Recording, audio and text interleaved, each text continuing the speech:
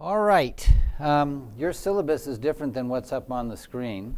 I realize that with the holidays coming, stress and pain are not good friends. And so I tweaked this last night while I was thinking about it because I thought, okay, holiday times are really stressful, and stress, of course, directly impacts pain. So what I'm going to do is I'm going to talk to you about the concept of managing chronic pain as it relates to Chiari, but this also relates to any type of pain. And then I'm going to end it with some specific ideas around the holidays that can be really helpful for you. So what I want to do is really provide you with some tools.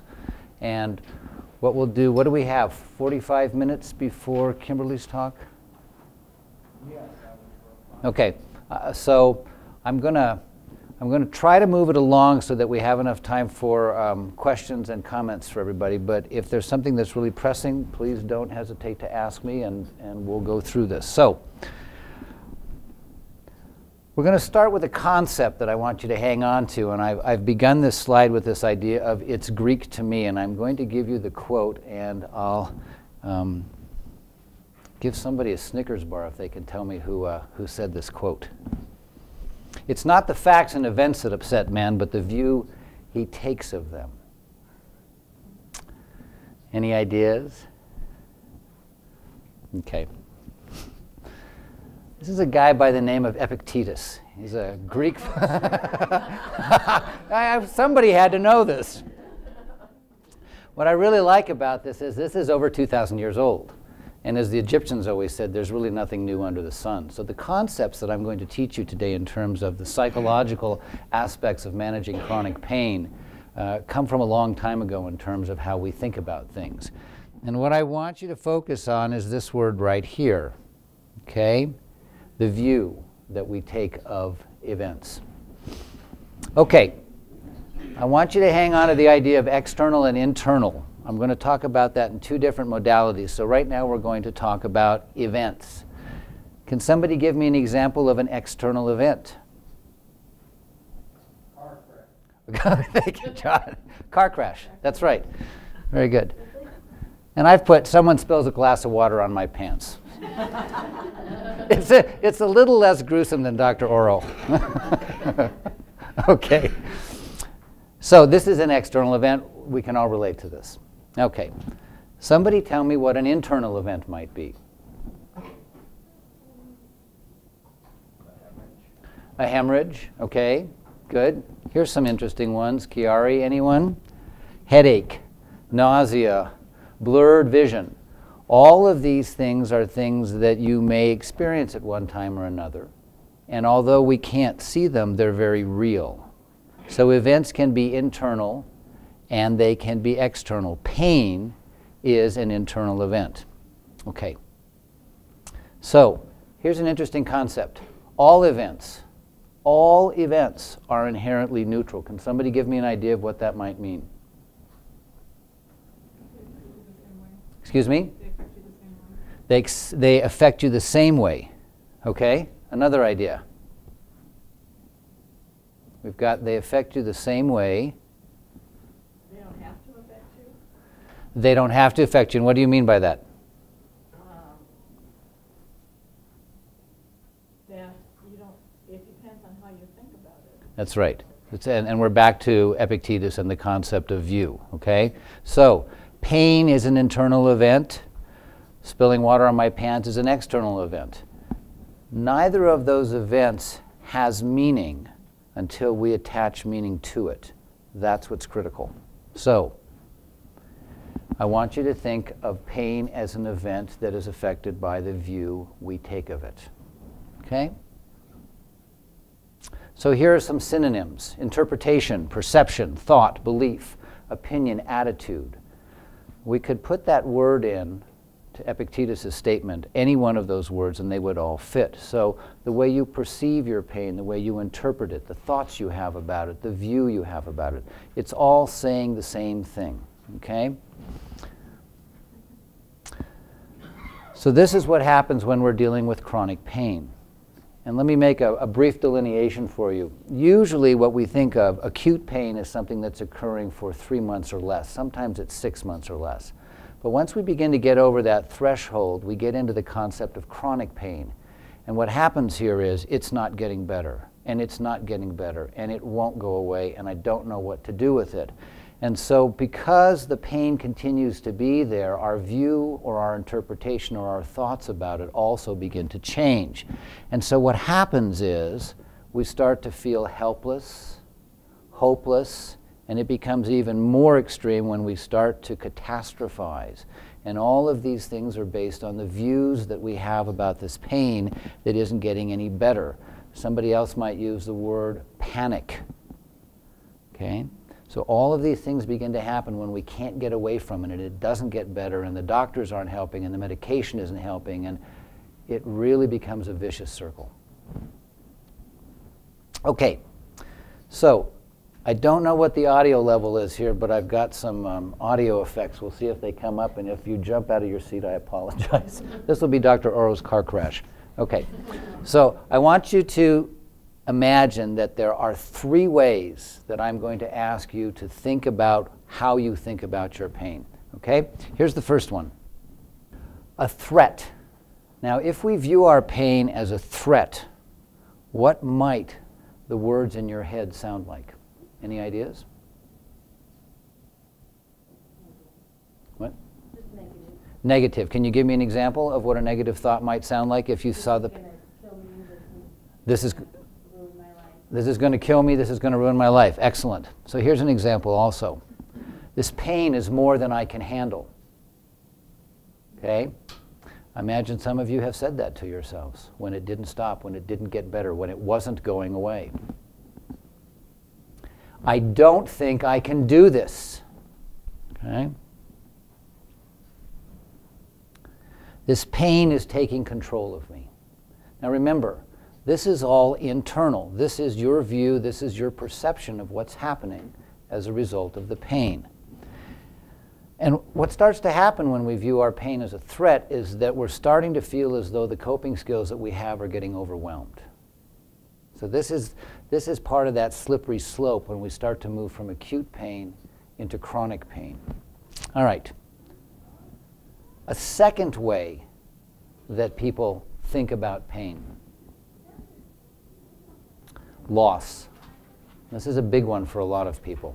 What might happen if your thoughts about your pain are related to loss? What might you be saying to yourself? Any ideas?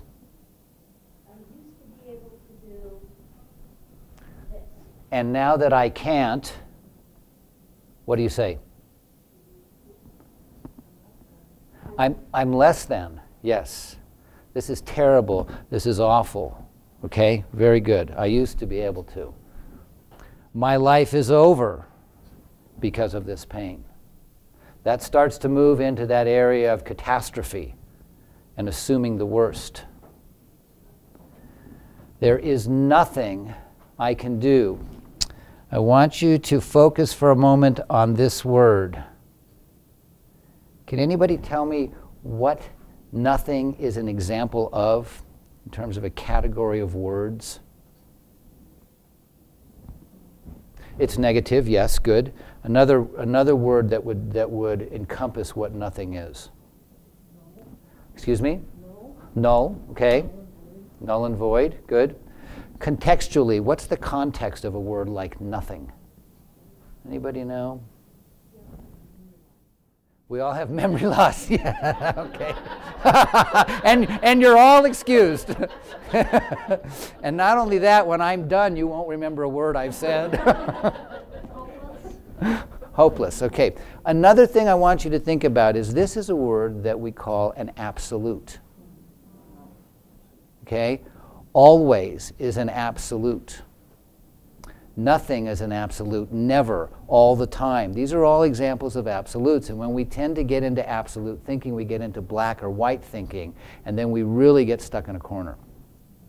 So pay attention to absolutes, because here's another one. I have nothing to live for. Absolutely is an absolute, somewhat of a play on words. But listen for those absolutes because they inform you of where your thinking style is going and how you're tending to view things such as your pain. Okay? So, all is lost. The damage has been done. What's the point? We start sliding into the giving up. This is where depression really starts to set in. People have lost hope. They have lost motivation.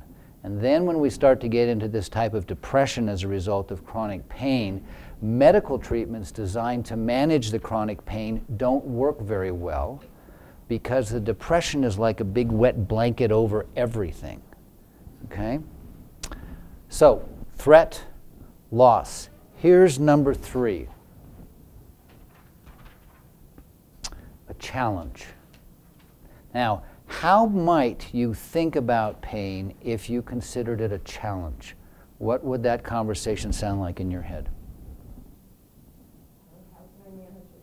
How can I manage it? Excellent. Another one. How can I beat it? Very nice. Okay, there's a real shift there in terms of the view about the pain. Okay? This pain is something on which I can work. Okay? It's something I can manage. It's something I can beat. How can I work on it? Okay? It is something I can control. Even sometimes when you feel like you can't control it, it is not about all or nothing. Now, what's important about what I'm showing you is nobody can do this for you. I spend a lot of time with my chronic patients teaching them this type of cognitive restructuring, but I can talk to you and I can talk to them until I'm blue in the face. Until you start doing this for yourself, nothing changes. That's what's so critical. Okay, so the idea here is, once again, interpretation. You can interpret it as a threat or a loss, and you're going to get more anxious because that's what threat leads to. And then when it starts to become loss, you're going to become more depressed, or you can begin to shift that around if you choose to think about it differently. Okay, threat, loss, challenge. Okay, this is a B movie that I produced a number of years ago. When I found this picture, well, and you see the title, Locusts Out of Control. And obviously there are biblical references, but what I really began to think about is, when we have fear, when we have anxiety, when we have depression, this is what the inside of our head is like. It's just spinning and flying and buzzing, and it's just out of control, okay? And so, I don't know where this was taken, but it would not be a place I'd want to be. So this is anxiety and depression and the driving, and what do I do with this pain? Okay, now I'm going to remove the T. Can anybody tell me what a locus is? It's not a bug without wings. Okay. A collection or a group or an area. Good. Any other ideas about what a locus might be? Okay. Along with I think Epictetus was Greek, so this is Latin, so I'm cheating. This is a place, like he said, an area. Okay, I want you to think of a locus like a center point, and that can be within you or without. Okay, so this is a source as of in power. Where is your center of power? Where is your center of control? So the definition for a locus of control is rather interesting. We come back to one of my favorite words, beliefs, views, interpretations, opinion. And the idea here is that the outcomes in our life are based on the beliefs we have about them. Let me show you how this relates, okay? Remember we talked about external and internal events? Now I'm going to talk to you about external and internal locus of control. The grammar's a little bit rough there. It probably should be loci of control, but don't tell anybody. Okay. External locus of control. The outcomes are strongly related to luck, fate, or the actions of others. Can somebody tell me what they think this means? What's going on if you have an external locus of control? We blame other people. That's right. The doctor did this, or the doctor didn't do this. Or the family member doesn't get this. Excellent, okay? And what's really interesting is that Unfortunately, for many years, the medical model, somewhat separate from the psychological model, the medical model tends to foster an external locus of control because you go to the doctor to have him or her make you feel better. And then that doesn't work and you go to another doctor, and ultimately what's missing is, what's my responsibility as a patient in this in terms of helping along in the process? And what's really great about having an external locus of control is you don't have to take any responsibility when things go wrong. And then you create a dependency in a system in which you're always looking for somebody else to make it better, or you're blaming somebody else to make it because it hasn't gotten better. Okay? External locus of control. All right. Based on this definition, can somebody tell me before I display this what an internal locus of control might be? What is that definition?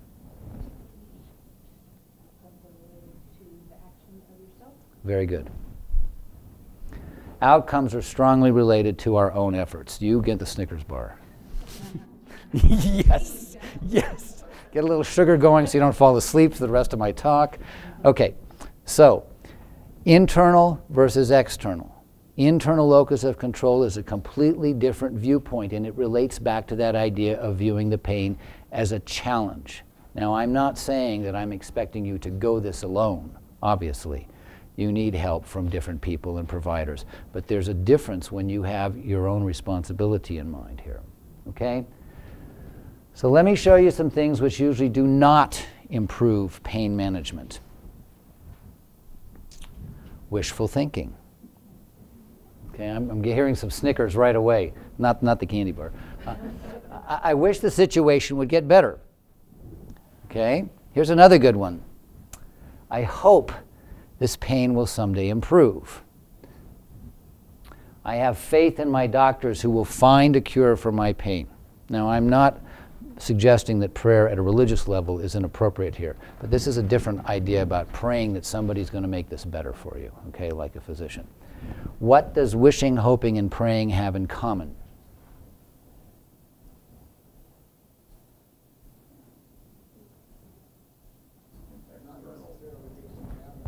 Not necessarily based in reality, and you were saying? An external locus of control. All of these things are passive. I wish I would win the lottery. Somebody told me I need to buy a ticket. Okay, I can wish all I want. It's not going to happen. I can hope all I want. Okay? So these are passive and they are external. Something's going to make this better. Somebody's going to make this better. Something's going to happen that it's better. Okay? All right. So there we are. It's all examples of external locus of control. Okay? So here are some things which tend to improve pain management from a psychological standpoint. Viewing one's pain as a challenge and approaching it with that internal locus of control. Big difference. I can't make that happen. I can teach you how to do it, but until you do it yourself, nothing will change. Very interesting research. When we have people who take responsibility, when they are an active participant in this process, they report lower subjective levels of pain. And this is consistent across all types of populations. Gender doesn't matter. Okay? Very important. Okay, here's an interesting statement. The amount of physical pathology is not what determines the amount of pain. Okay? Any guesses about what I'm saying here?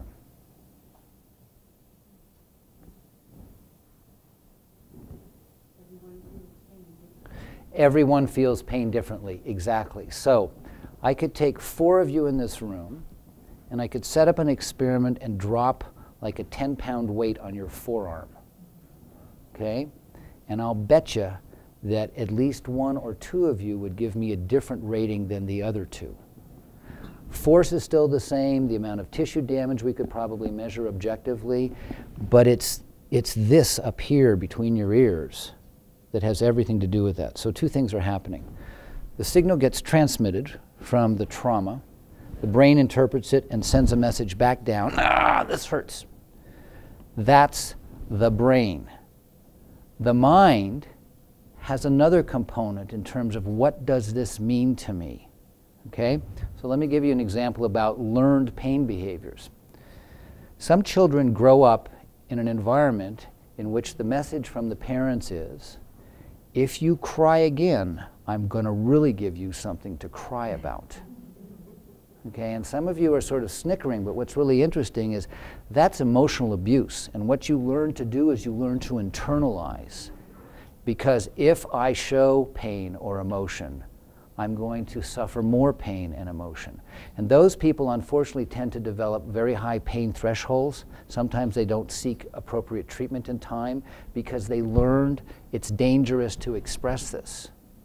Then if you have the child that grows up in an environment where the smallest boo-boo, mom and dad are helicoptering right on in, they learn that they get attention from that, and unbeknownst to the parents, they're reinforcing this pain expressive behavior, and those people have very low pain thresholds because everything hurts, even the tip of their nose. And that's a learned process we're not even conscious of. So the brain is interpreting the signals. The mind has a view about what that pain feels like. Does that make sense to everybody? Okay. So, your thoughts have an effect on everything you do or don't do, dealing with your pain and the stressors. The way you think about pain causes you to focus on it. When you're thinking about your pain, what else are you thinking about? Your pain. And the answer is nothing, because that's where it's all going. Okay? So when you're focusing on your pain, the levels tend to be higher.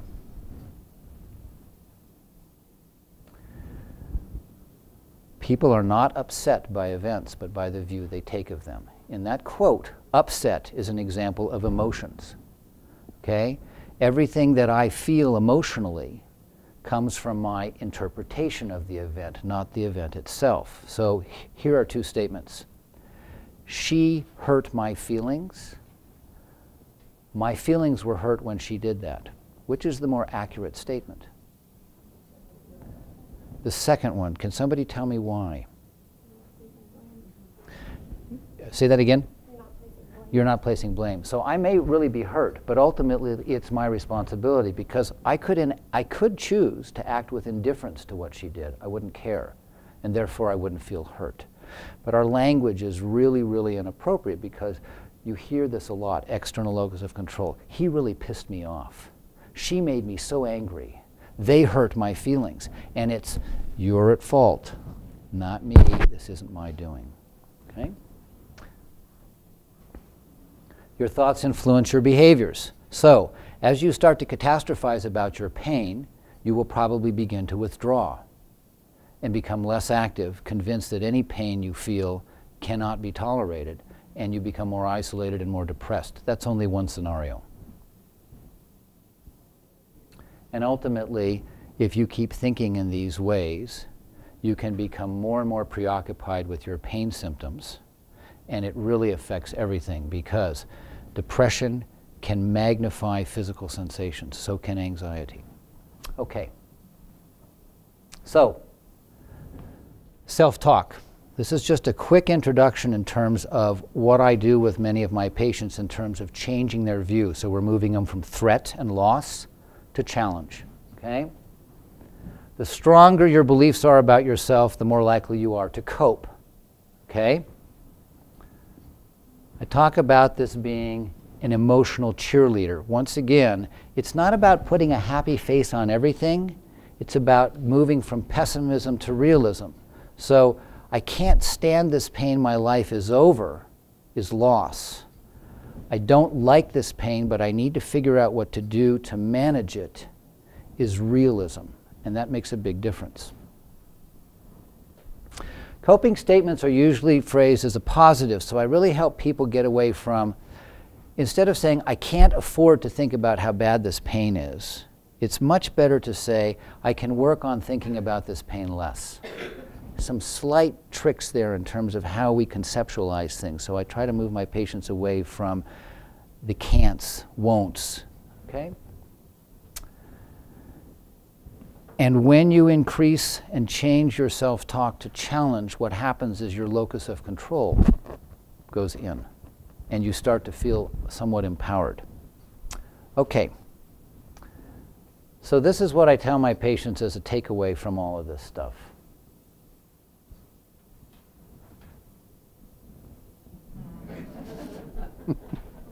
Because you're not going to change anybody else's talk. You have to watch what you're saying to yourself, because you're going to be your best friend or your worst enemy. Okay.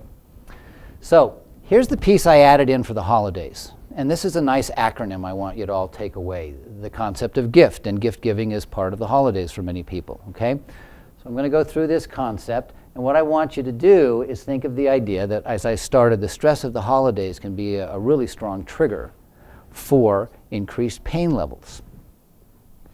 So I want you to give yourself this gift, write down this acronym. I suspect what we'll do is put this up on the website later, because they're going to take my PowerPoint pieces. So this will be here if you don't want to write feverishly on your notes. You'll have this. Okay.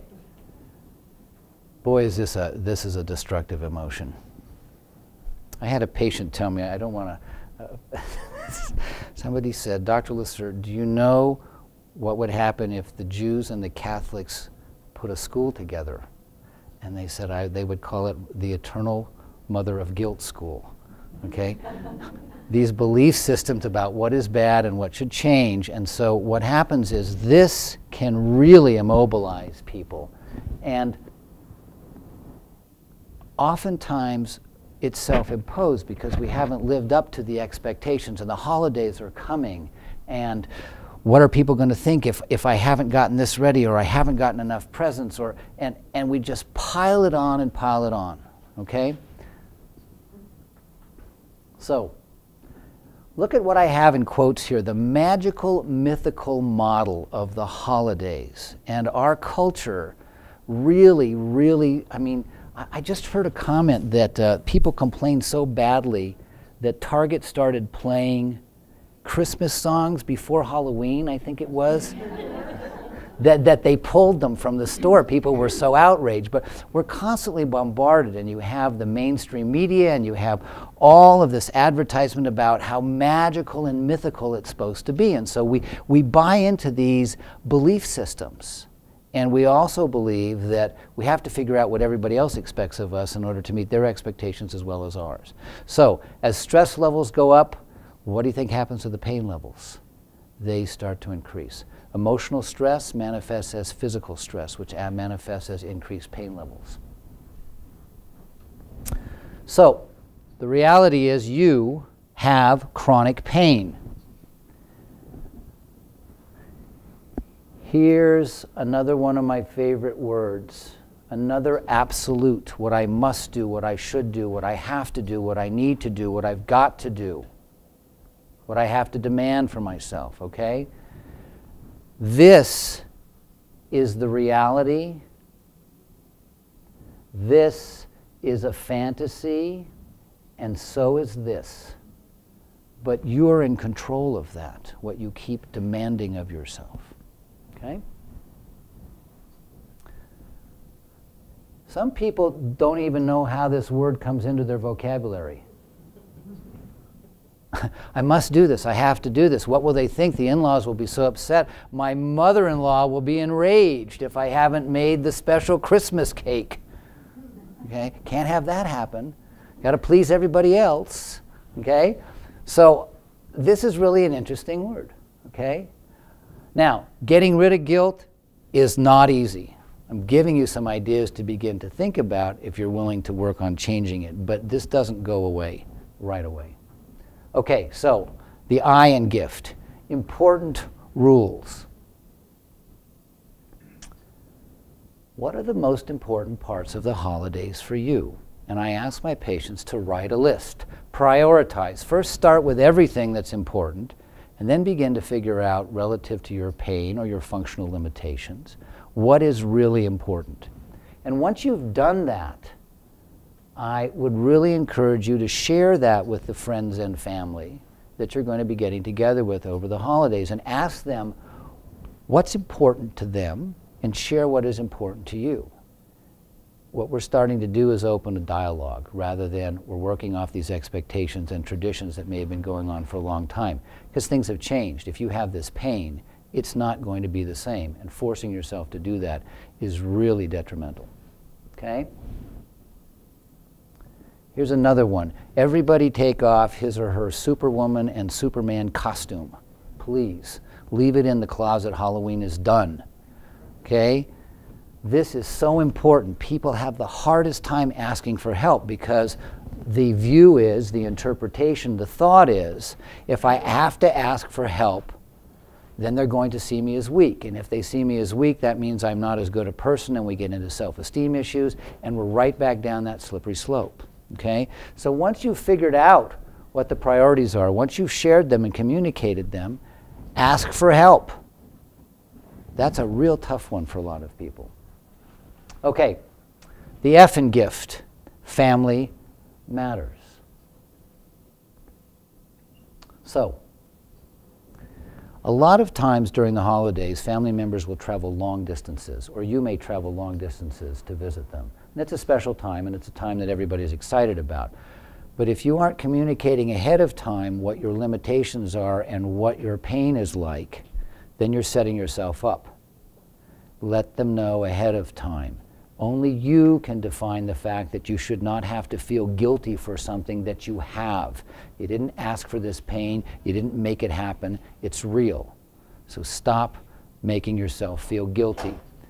Remember when I talked about the absolutes like should and must and have to? I actually didn't use the word should. I tell my patients to stop shoulding all over themselves. Okay? Keep that in mind. I should get the turkey cooked. I should get this done. I should go pick up all the members at the airport. And before you know it, you're beating yourself up. Okay? Wow, there it is again.